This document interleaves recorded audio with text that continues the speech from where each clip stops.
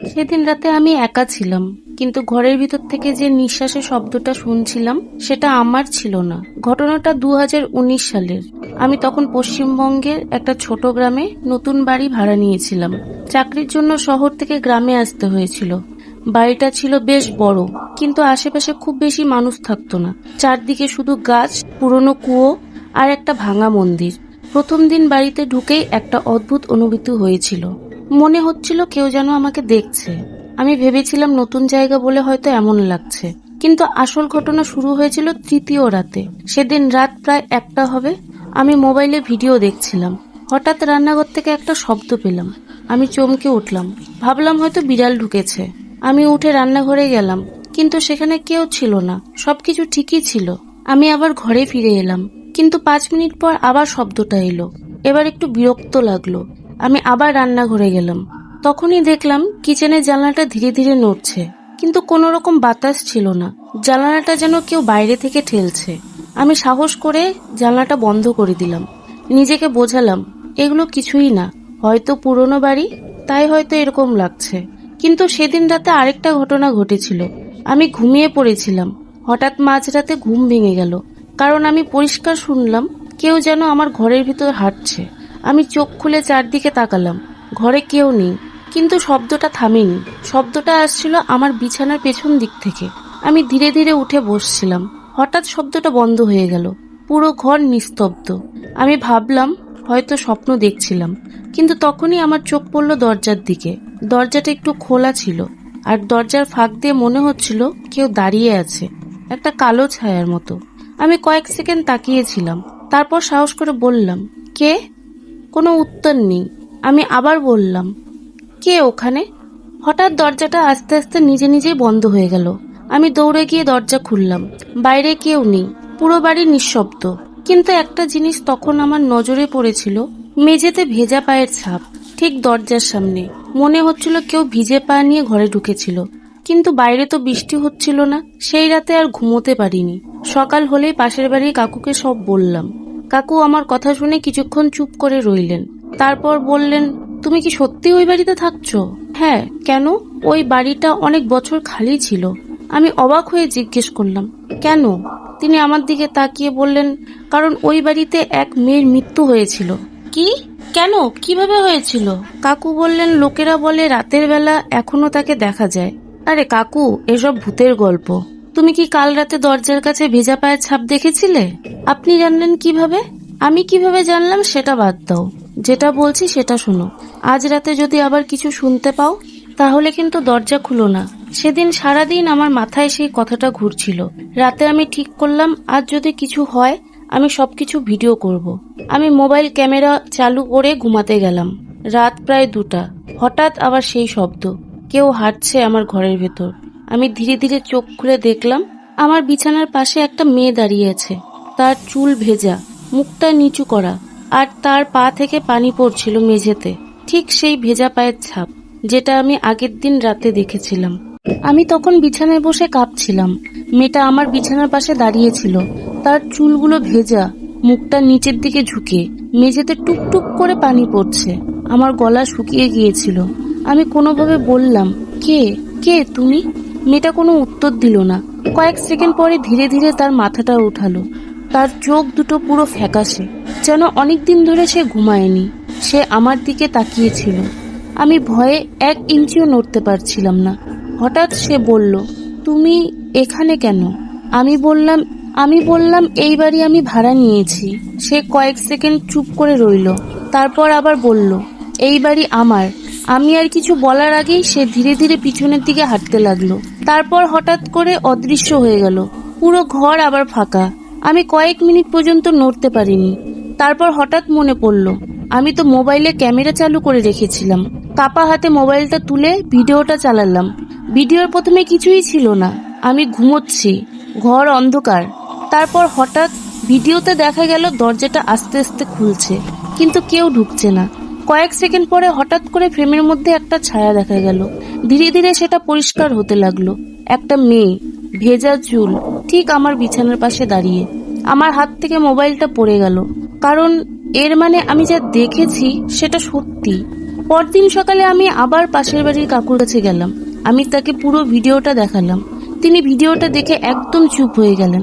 তারপর বললেন, আমি ভেবেছিলাম এসব শুধু গল্প। আপনি কি ওই মেয়েটাকে চিনেন কাকু? অনেক বছর আগে ওই বাড়িতে একটা মেয়ে থাকতো, নাম ছিল মায়া। তার কি হয়েছিল কাকু? এক রাতে সে হঠাৎ নিখোঁজ হয়ে যায়। নিখোঁজ? হ্যাঁ, কেউ আর তাকে খুঁজে পায়নি। কিন্তু গ্রামের মানুষজন বলে সে নাকি ওই বাড়িতেই মারা গেছে। কিন্তু তার পা ভেজা কেন? কারণ ওই বাড়ির পেছনে যে পুরনো কুয়া আছে, লোকেরা বলে মেয়েটাকে শেষবার ওখানে দেখা গিয়েছিল। আমার মনে পড়ল, বাড়ির পেছনে তো সত্যিই একটা পুরনো কুয়া আছে, যেটা আমি কখনো কাছে গিয়ে দেখিনি। সেদিন রাতে আমি ঠিক করলাম, আজ আমি সত্যিটা জানবো। রাত প্রায় 12টা। আমি টর্চ নিয়ে বাড়ির পেছনে গেলাম। কুয়োটা খুব পুরনো, চারদিকে শ্যাওলা জমে আছে। আমি টর্চের আলো কুয়োর ভেতরে ফেললাম। ভেতরটা একদম অন্ধকার। হঠাৎ পিছন থেকে একটা ঠান্ডা বাতাস এলো। আমি ধীরে ধীরে পিছনে তাকালাম, আর তখন দেখলাম সেই মেয়েটা। সে কুয়োর পাশে দাঁড়িয়ে আছে, তার ভেজা চুল মুখের সামনে পড়ে আছে। সে ধীরে ধীরে আমার দিকে তাকালো, তারপর কুয়োর দিকে আঙুল দিয়ে দেখালো। আমি জিজ্ঞেস করলাম, ওখানে কি আছে?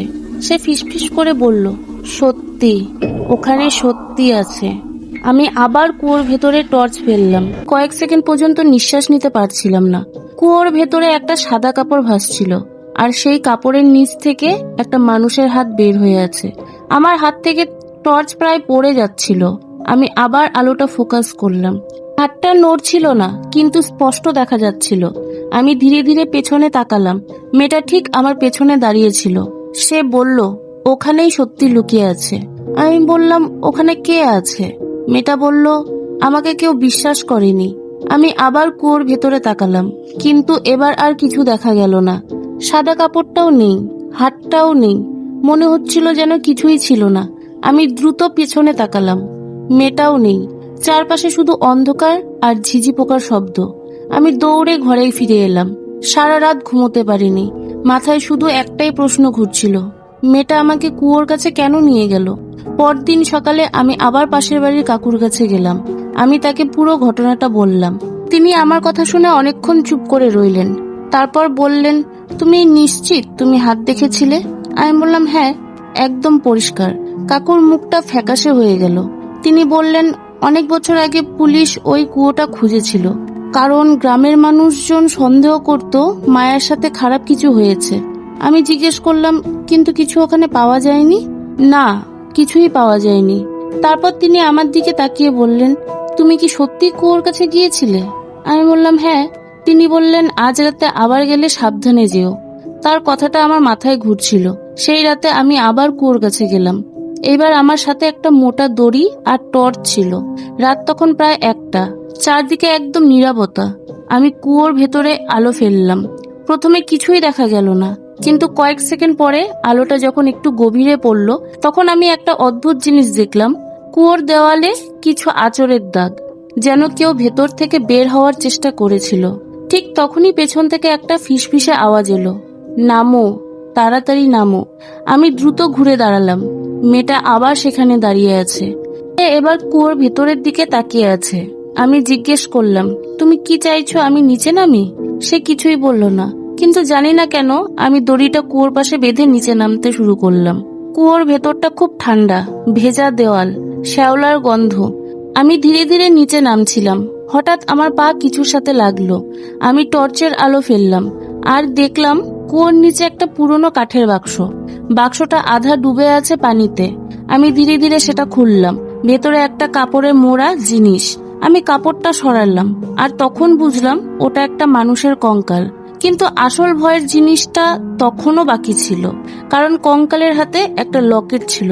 লকেটটা যখন খুলে দেখলাম, আমার হাত কাঁপতে শুরু করলো, কারণ ছবিটায় যে মানুষটা ছিল, সে ছিল আমার পাশের বাড়ির সেই কাকু, যাকে আমি এতদিন সবচেয়ে বেশি বিশ্বাস করতাম। আমি কয়েক সেকেন্ড পর্যন্ত বাক্সটার সামনে বসেই ছিলাম। মনে হচ্ছিল মাথার ভেতর সবকিছু ঘুরছে। লকেটের ছবিটা আবার দেখলাম। হ্যাঁ, ভুল হওয়ার কোনো সুযোগই নেই। ছবিতে স্পষ্ট সেই কাকুর মুখ। আমার বুকের ভেতরটা কেঁপে উঠল। মানে কি, মায়ার মৃত্যুর সাথে কাকুর কোনো সম্পর্ক আছে? ঠিক তখনই কুয়োর ওপর থেকে একটা শব্দ এলো, কারো পায়ের শব্দ। আমি দ্রুত মাথা তুলে উপরে তাকালাম। কুয়োর মুখে একটা ছায়া দাঁড়িয়ে আছে। টর্চের আলো ফেলতেই দেখি ওই কাকু। তিনি নিচে তাকিয়ে দাঁড়িয়েছিলেন। তিনি বললেন, তুমি নিচে কি করছো? আমি একটা বাক্স পেয়েছি কাকু। কাকুর মুখটা এক মুহূর্তে বদলে গেল। তিনি তাড়াতাড়ি বললেন, উপরে উঠে এসো। আমি ধীরে ধীরে দড়ি ধরে উপরে উঠে আসলাম। কিন্তু ওঠার সময় আমার মাথায় একটা প্রশ্নই ঘুরছিল, কাকু এত ভয় পাচ্ছে কেন? আমি কুয়োর মুখে পৌঁছালাম। কাকু আমার হাত ধরে আমাকে টেনে তুললেন। তারপর তিনি দ্রুত কুয়োর ভেতরে তাকালেন। তার চোখে তখন স্পষ্ট ভয়। আমি বললাম, কাকু ওই কঙ্কালটা কার? আমি কথা শেষ করার আগেই তিনি আমার হাত চেপে ধরলেন। ঠিক তখনই হঠাৎ একটা ঠান্ডা বাতাস বইল। কুয়োর পাশের গাছগুলো কাঁপতে লাগলো। আমি পেছনে তাকালাম, আর তখনই তাকে আবার দেখলাম। মায়া। সে কুয়োর পাশে দাঁড়িয়ে আছে। এইবার তার চোখে আগের মতো দুঃখ নেই, আছে শুধু রাগ, ভয়ঙ্কর রাগ। কাকুও তাকে দেখলেন। তার মুখ এক মুহূর্তে ফ্যাকাশে হয়ে গেল। তিনি কাপা গলায় বললেন, না না, এসো না, আমার সামনে এসো না। মায়া ধীরে ধীরে তার দিকে এগিয়ে আসছিল। চারপাশের বাতাস যেন ঠান্ডা হয়ে গেল। আমি বুঝতে পারছিলাম আজ কিছু একটা ঘটতে যাচ্ছে। মায়া ফিসফিস করে বলল, তুমিই আমাকে মেরেছিলে। কাকু হঠাৎ চিৎকার করে উঠলেন, আমি চাইনি এটা করতে। ওই রাতে ঝগড়া হয়েছিল, আমি শুধু তাকে ধাক্কা দিয়েছিলাম। মানে সত্যি কাকু তাকে ধুকুতে ফেলেছিলেন? কাকু হঠাৎ দৌড়ে পালাতে শুরু করলেন, কিন্তু কয়েক পা যাওয়ার পরই তিনি হঠাৎ থেমে গেলেন, কারণ তার সামনে মায়া দাঁড়িয়ে আছে। সে ধীরে ধীরে হাত তুলল। ঠিক তখনই কাকু পিছিয়ে যেতে গিয়ে পা পিছলে পড়ে গেলেন আর সরাসরি কুয়োর ভেতরে পড়ে গেলেন। আমি দৌড়ে কুয়োর কাছে গেলাম, ভেতরে তাকালাম, কিন্তু কিছুই দেখা গেল না, শুধু অন্ধকার আর পানির শব্দ। আমি পেছনে ঘুরলাম। মায়া তখন কয়েক ফুট দূরে দাঁড়িয়ে আছে। এবার তার মুখে একটা শান্ত ভাব। সে আমার দিকে তাকিয়ে বলল, ধন্যবাদ তোমাকে। তারপর ধীরে ধীরে সে অদৃশ্য হয়ে গেল। সেদিনের পর আমি আর কখনো তাকে দেখিনি। কয়েকদিন পরে পুলিশ কুয়ো থেকে দুটো কঙ্কাল বের করেছিল। একটা ছিল মায়ার, আর একটা ছিল সেই কাকুর।